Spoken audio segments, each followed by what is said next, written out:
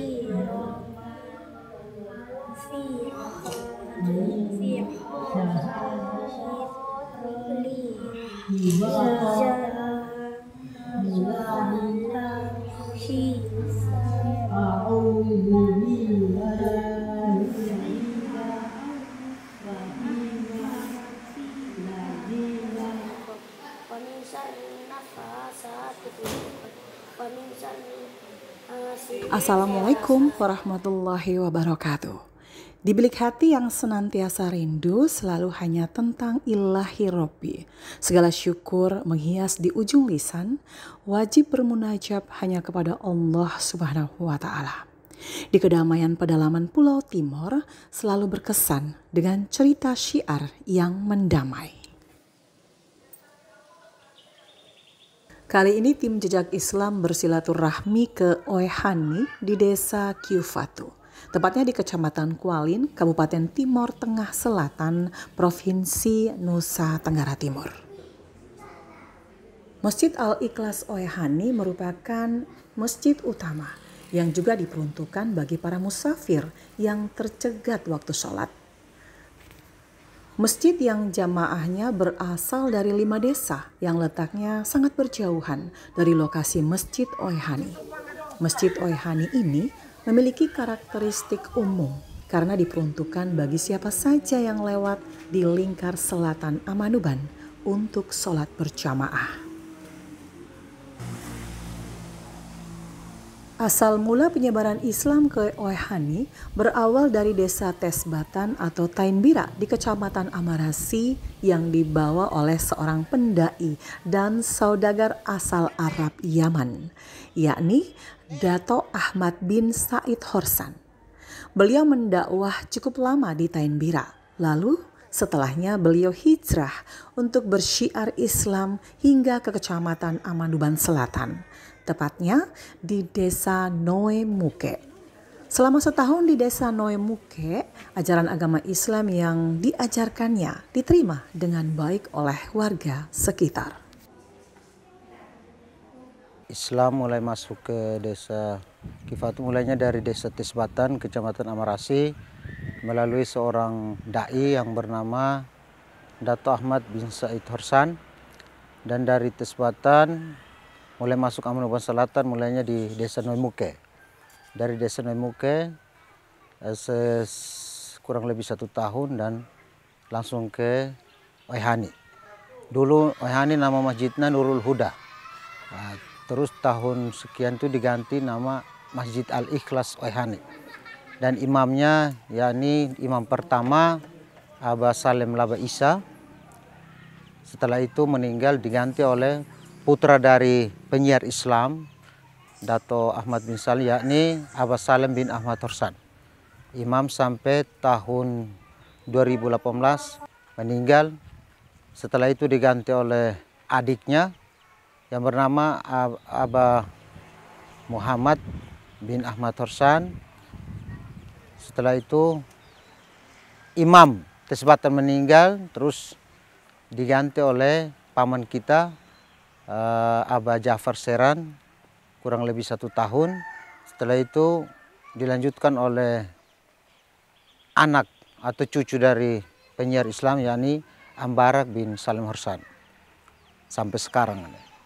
Ya, karena sempat kita musyawarah untuk memilih ini, tapi jemaah sini, mu'alaf sini, pinginnya yang dari keturunan yang bawa syiar Islam ke sini. Sehingga mereka tidak mau orang lain, harus dari keturunan Horsan begitu.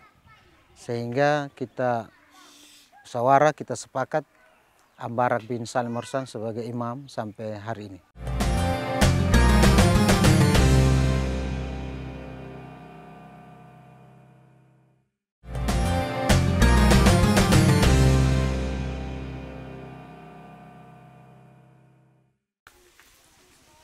Tidak sampai di situ, syiar mendamai tersulam hingga menyebar sampai ke Oehani. Memang tidak dipungkiri, penyebaran agama Islam di Amanuban Selatan tidak hanya sekedar sebagai pendakwah. Beliau juga melakukan pendekatan kepada warga kampung melalui berdagang. Kemudian pada tahun 1962, secara swadaya mereka sepakat mendirikan musola yang diberi nama Nurul Huda. Awalnya musola Nurul Huda dibangun di atas tanah milik salah seorang warga Oehani yang berada di tengah pemukiman warga. Namun pada tahun 1965, Vetor Abah Soleh Babis mengibahkan tanahnya yang berada di pinggir Jalan Raya Lingkar Selatan Kolbano agar musola Nurul Huda dipindahkan dan diperbesar hingga bisa digunakan untuk sholat Jumat berjamaah.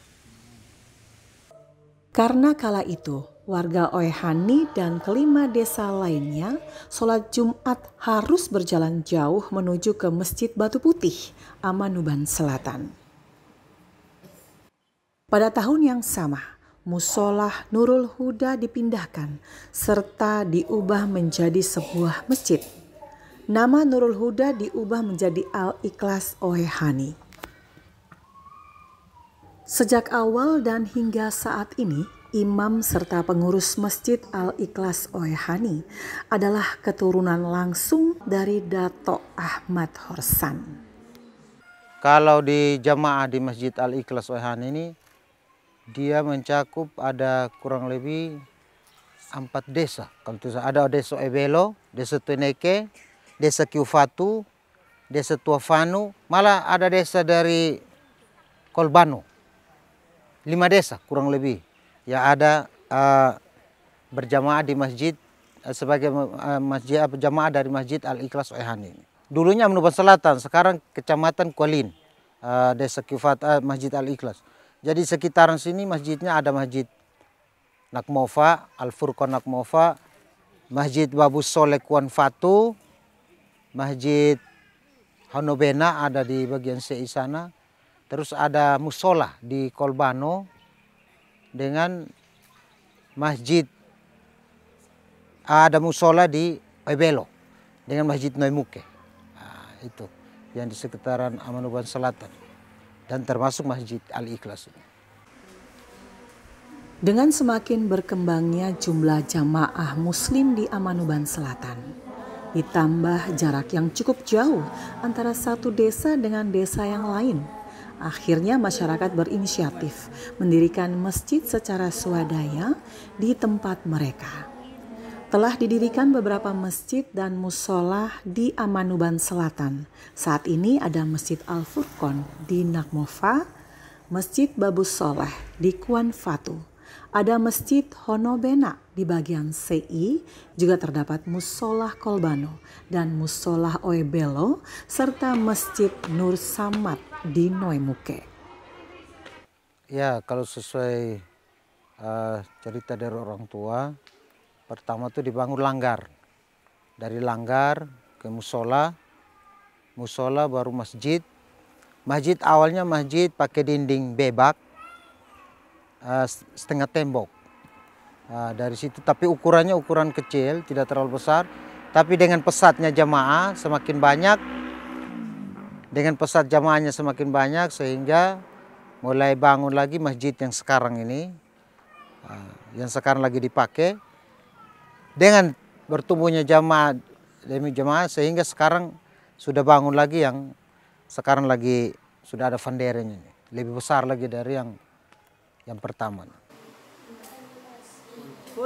Setiap daerah selalu punya kisah tersendiri dalam menegakkan agama tauhid di pelosok Pulau Timur ini. Setiap bilur cerita kan kita jumpai hikmah di balik sebuah kejadian, karena suatu hal atau peristiwa tidak bisa terjadi tanpa izin Allah Subhanahu wa Ta'ala.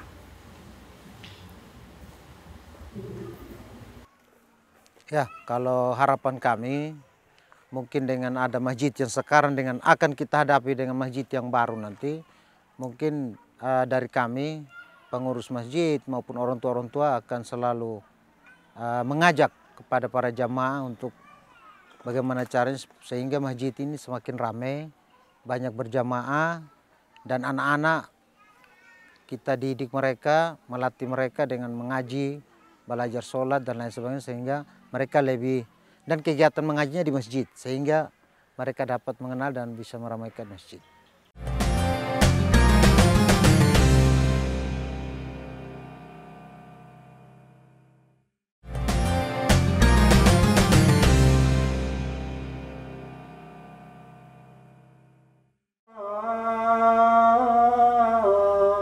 Gema siar itu perlahan membumi, walau sedikit lengang tak bertakbir. Namun langkah yang mantap perlahan memberi harapan. Kini Masjid Al-Ikhlas dalam taraf pembangunan masjid yang baru.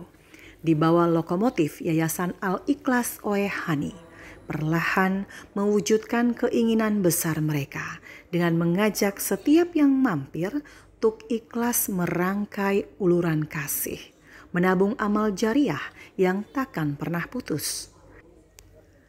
Tak ada yang tak mungkin jika kita bermunajat memohon keridhaan Sang Aja wa Jalla. Karena semangat dalam Islam itu yang Rasulullah ajarkan kepada sahabat-sahabatnya. Suasana larut dalam kajian sederhana yang diikuti seluruh jamaah, tak terkecuali anak-anak. Memberi contoh tauladan adalah hal yang paling tepat untuk menularkan kebaikan. Bersikap, bertutur, dan tulus memberi dukungan adalah kebaikan ilmu yang sangat disenangi Allah Ta'ala. Masa kecil adalah waktu tepat menulis hal-hal luar biasa yang senantiasa direkam dan mampu menuntun mereka ke jannah Allah. Cita-cita itu bebas dilukis. Doa adalah senjata terbaik manusia untuk menembus ars tertinggi Al-Qudus. Kakak, beta mau tanya, kalau beta bangun subuh susah bangun, tips ke mana? Kalau buat Taufik ini kan adik, masih kecil, artinya perjalanan hidupnya masih panjang. Ada orang tua dalam hidupnya, jadi tips yang bisa kakak ajarkan adalah yang pertama, sebelum tidur Taufik pasang niat di dalam hati bahwa ya Allah, aku pengen sholat subuh. Itu yang pertama, sebelum tidur. Jadi ya Allah, mudahkan aku untuk sholat subuh. Aku niat, aku pengen sholat subuh. Dimulai dari itu, niatkan dulu sebelum tidur. Karena segala sesuatu berawal dari niat. Biasanya ketika kita niat, maka Allah akan menjawab niat kita. Allah akan memudahkan niat kita. Dari kecil memang saya sudah niat untuk bisa ngaji, dan di situ orang tua mendukung saya untuk bisa belajar agama.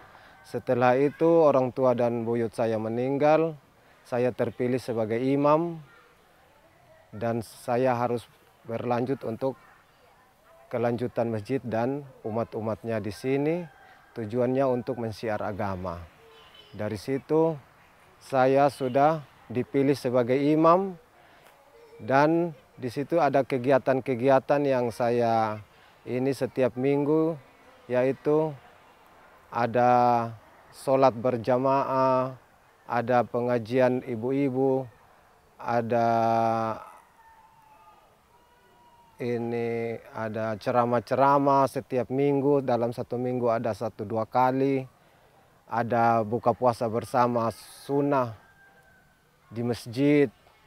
Pokoknya kegiatan-kegiatan agama semua, setidaknya seminggu 1-2 kali saya ada buat kegiatan biar bisa meramaikan masjid. Harapan saya awalnya itu memang rencananya saya itu pengen ngirim-ngirim anak-anak yang udah remaja ke pesantren biar bisa mendidik mereka, bisa mendalami agama, mendalami ilmu, biar satu saat mereka bisa jadi manfaat untuk kampung saya ini, desa ini, untuk bisa membangun kembali, ganti kembali kita-kita yang orang tua yang sudah tidak ada lagi, biar semakin maju tempat ini sudah. Ikhlas bukan berarti mengalah dengan keadaan. Bukalah hati dalam bentangan rasa, karena cinta kuasa Allah sungguh tak terbilang. Bersyukurlah dan jangan ragu dalam berbagi.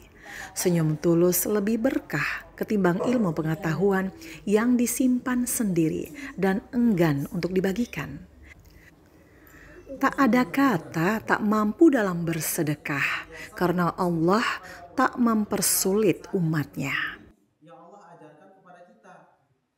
Memang untuk menuntut ilmu sebagai bekal untuk membangun, lalu juga merawat, lalu menjaga tentunya untuk umat Islam di sini atau perkembangan Islam di sini. Tentunya semua kita punya harapan, termasuk saya pribadi, saya sangat mengharapkan kepada adik-adik semuanya yang memang sudah tumbuh di sini, sudah lahir di sini, dan insya Allah punya masa depan yang baik, untuk memiliki semangat yang positif, memiliki tekad, memiliki daya juang yang tinggi untuk mencapai atau memperjuangkan peluang sekolah, pendidikan, sehingga nantinya ketika dibutuhkan di masyarakat, kita sebagai pemuda itu siap. Kita siap untuk memberikan atau mengajarkan atau mengupayakan apapun yang sudah menjadi bekal kita di rantau untuk dibawa ke daerah kita. Seperti itu. Allah berfirman dalam surah Al-Mujadilah ayat 11 yang artinya, "Wahai orang-orang yang beriman, apabila dikatakan kepadamu, berilah kelapangan di dalam majelis-majelis, lapangkanlah. Niscaya Allah akan memberi kelapangan untukmu. Apabila dikatakan, berdirilah kamu, berdirilah, Allah niscaya akan mengangkat orang-orang yang beriman di antaramu dan orang-orang yang diberi ilmu beberapa derajat. Allah Maha teliti terhadap apa yang kamu kerjakan." Muliakan dirimu dengan ilmu yang bermanfaat bagi sesama. Gemakan kebaikan, karena yang demikian akan menjadi gudang amal di sepanjang keridhaan Sang Maha Rahim. Bersedekah tidak hanya tentang harta, tetapi berbakti dan berbagi ilmu pengetahuan serta pengalaman adalah sedekah mulia di hadapan Allah Subhanahu wa Ta'ala. Penyebaran Islam di Tanah Timor yang disebarkan melalui dakwah, berdagang, dan kawin-mawin adalah ciri khas syiar Islam di pedalaman Timor. Sehingga tidak heran keterikatan darah yang sangat kuat dalam satu keluarga walau berbeda mampu menciptakan tenggang rasa, toleransi, rukun, dan harmonis.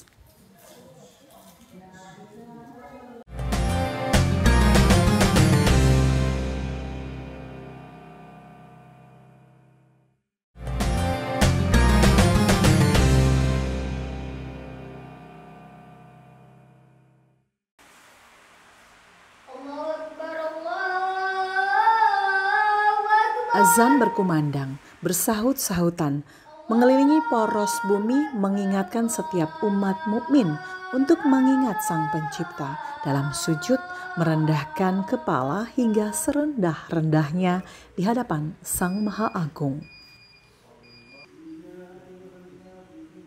Sholat berjamaah di masjid sangat banyak memiliki keutamaan. Di antaranya, pahala yang dilipat gandakan. Sholat berjamaah juga mengajarkan beberapa hal tentang taat, rapih, saling mencintai, akhlak yang baik dan sopan santun, serta akan meningkatkan derajat spiritual setiap umat yang melaksanakannya. Juga akan didoakan para malaikat Allah. Teruslah bersinergi di Gema Syiar di pelosok Pulau Timor. Saling berkunjung di ujung pelosok. Jalin silaturahmi hingga tak berujung, mampu mendatangkan keberkahan yang tak berkesudahan. Ema itas sambil karena hatsumbai tiap tahun hatsumbai jadi tas sambil mat ajak kawan biana tanon aten jikir selanjutnya. Allahumma salli ala Sayyidina Muhammad wa ala ali Sayyidina Muhammad. Assalamualaikum warahmatullahi wabarakatuh. Buat ibu-ibu.